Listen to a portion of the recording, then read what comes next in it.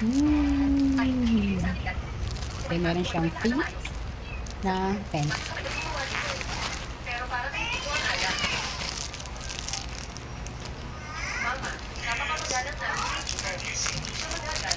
Lumayas ka dyan. Patahimikin mo yung pinapanood mo. Ano na naman mo yan? Eto guys, dahil malapit na ang Christmas, syempre, magpupuntahan na yung mga inaanak mo, di ba? Kaya kayong maraming inaanak dyan, mag-avail na kayo ng ganito. Maganda to guys, kasi gagawin nyo lang surprise or surprising yung ibibigay nyo na pamasko sa inyong mga inaanak. Yan, lalagyan nyo lang ng konting twist, di ba? Para happy.